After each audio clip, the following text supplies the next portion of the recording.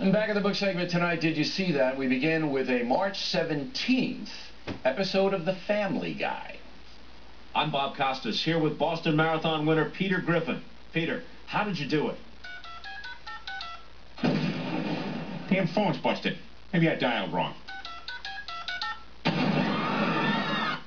Now, that didn't actually happen on television. That was doctored by some online pinheads. They distorted that clip from The Family Guy, which is now pulling everything off the net. Here to explain further, Juliet Huddy. I mean, you know the way people are. People are crazy. That was so just. I mean, it's so ironic that aired March 17th. Now, how could somebody do that? Two separate storylines in one show. Okay. How could somebody do that? Because there are sick people out there. No. You have this on St. Patrick's Day, this Family Guy episode, it runs. It's about the Boston Marathon. That's supposed to be Bob Costas, Right. Okay, that's eerie enough.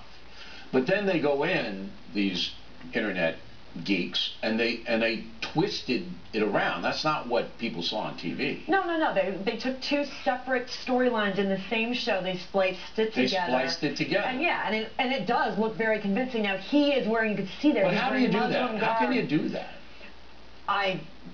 You just, like, technically, yeah, how do you do that? I guess I don't know. I'm not good at that. I'm not savvy with that. But they took it, and then they put it up on it. I mean, you can do anything online. You can take anything and splice it down. You know that. I mean, it's easy to do that. It's just that it was What kind of a person would do that? You know, I mean, what kind of a person would blow up the Boston Marathon and kill innocent people? Yeah, I know, but we know, but that's a different situation.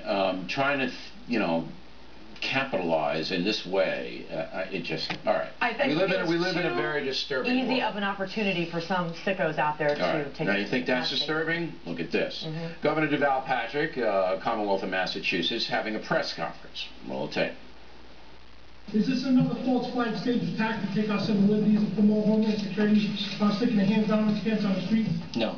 Next question. Dan, good job getting your question into the governors and others. No doubt you shut down their press conferences. What can you tell us about behind the scenes, Dan Bidondi?